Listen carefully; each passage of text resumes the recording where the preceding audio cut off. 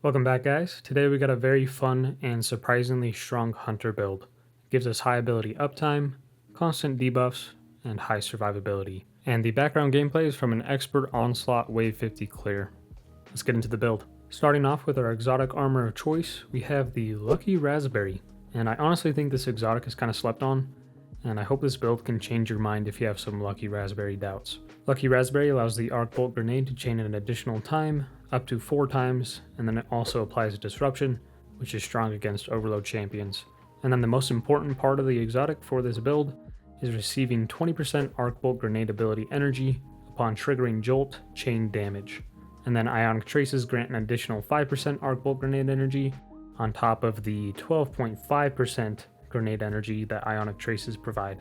So with just one jolting instance and one Ionic Trace, that's over a third of our grenade back. So this build is all about using as many Arc Bolts as possible, and there are a lot of ways we can take advantage of that. For our exotic weapon choice, we're taking one of my all-time favorite exotics, Wither Horde. Wither Horde is amazing at area of effect control and chipping away at high health targets. But the main reason we're taking Wither Horde is because it pairs nicely with Jolt. And first, let's make sure we understand how Jolt works.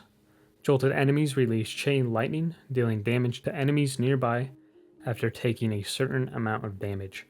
Now this is why Wither Horde is nice. We can apply Jolt to a high health target, along with a Wither Horde shot for sustained damage.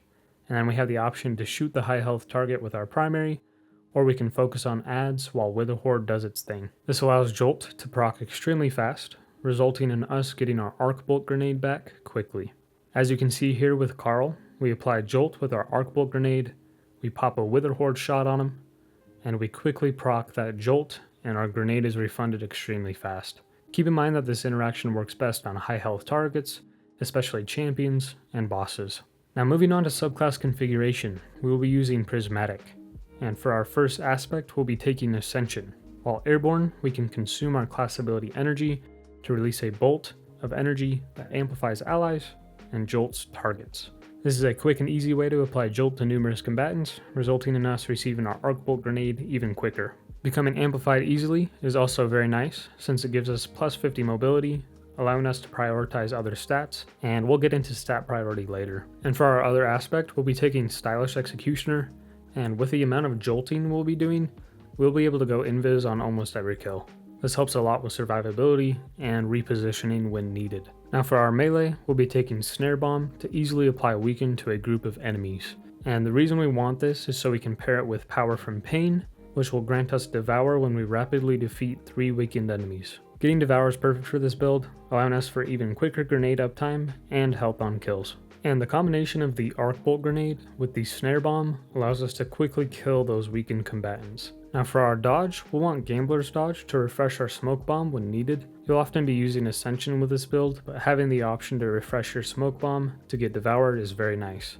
Moving on to fragments, first and foremost we'll want Facet of Dominance to give our Arc Bolt grenades Jolt. Our build revolves around jolting enemies, so this is obviously an essential fragment. Now to make our grenades even stronger, we'll be using Facet of Mending for Cure on grenade final blows. And when we're Transcendent, the Cure effect is increased. We'll be able to proc Cure very often since we'll have our grenade frequently. And when you're Transcendent, you'll be able to use your grenade often as well, allowing for constant Cure. And to make sure we get Transcendent quickly, we'll be using Facet of Grace for an additional 2% Transcendence energy on kinetic weapon kills. Wither Horde is great at killing multiple enemies without having to do much. And then the second part of Facet of Grace, super kills grant an additional 2% Transcendence energy to you and nearby allies. Now for more survivability, we'll be taking Facet of Protection for 15% damage resist while we're surrounded.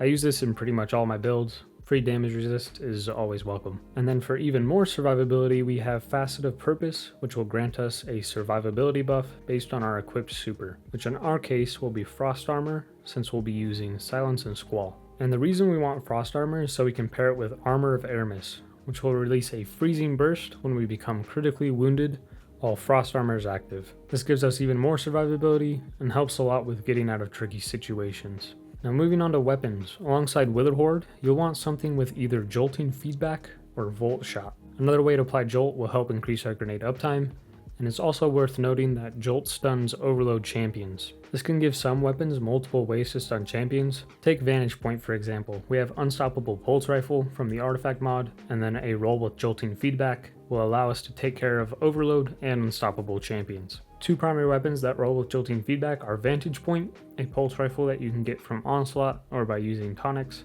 and then Pyroelectric Propellant, an auto rifle you can get from the newest dungeon, Vesper's Host. I've personally been using Vantage Point with Jolting Feedback, as it allows us to deal with two champions.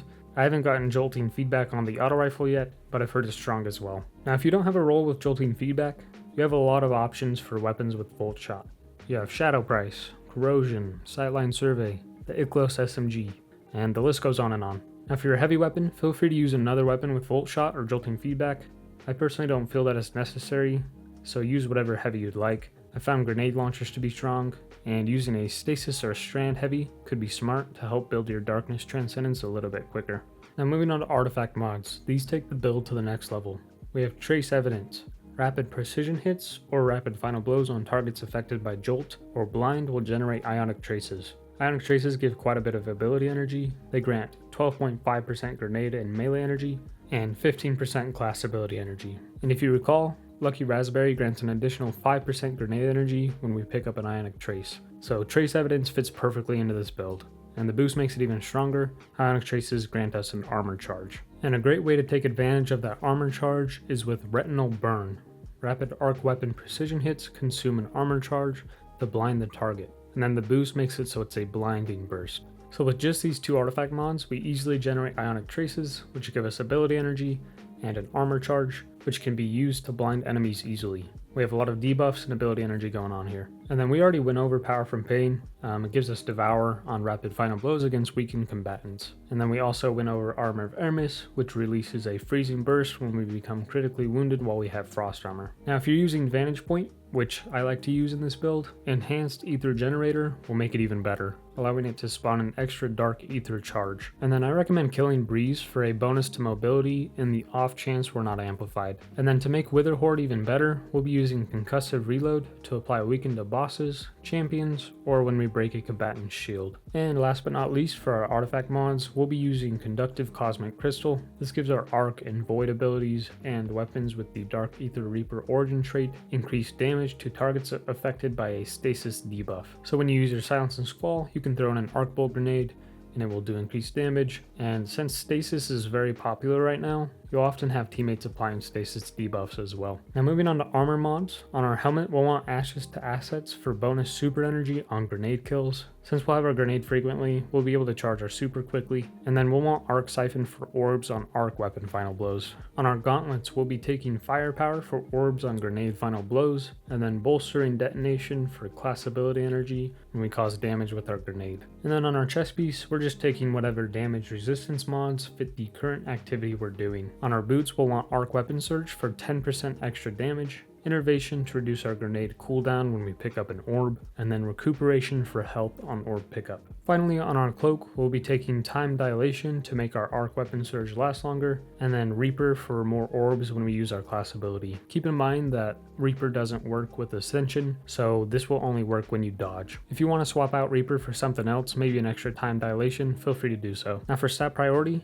always go for max resilience, and then we'll only need our mobility to be at 50, since we'll get plus 50 mobility when we're amplified. We'll be amplified almost always thanks to Ascension and Rapid Arc Final Blows, so that allows us to build into another stat. And I found that the activity you're doing can change which stat you want to prioritize. For example, Jolting to get our grenade back is most effective on higher health targets, so if you're doing harder content, this will allow for more Jolt instances, which results in higher grenade uptime. This allows you to run lower discipline and focus on either recovery or intellect. If you're doing easier content and things are dying quicker, you want to focus on more discipline. So TLDR, higher end content, use lower discipline, and lower end content, use more discipline. Now for your tonic, Refined Tonic of Amplified Arc is perfect. It gives us a boost to Trace Evidence, allowing Ionic Traces to give us an armor charge, and then Retinal Burn gets a boost allowing the blind to become a blinding burst. Keep in mind that this consumes an armor charge, but Ionic Traces grant us an armor charge when this boost is active. These two boosts synergize perfectly. Now for the gameplay loop, I like to start off with my Smoke Bomb on a group of enemies, and follow it up with an Arc Bolt grenade. This will allow us to get Devour going, allowing for higher grenade uptime and great survivability. You'll then want to apply Jolt to anything and everything with your jolting feedback weapon and your Ascension. Throw your Arc Bolt frequently and use Wither Horde on higher health jolted enemies to quickly proc Jolt and apply Weaken. Also use Wither Horde on big groups of enemies to help build Darkness Transcendence quicker. And you'll get your super pretty quick thanks to Ashes to Assets, so don't be afraid to use it. It will help build Darkness Transcendence super quick as well. As always, the build link is down in the description. Give it a try, and I hope you like it. Thanks for watching. A like and a sub go a long way. I appreciate you all, and I will see you in the next one.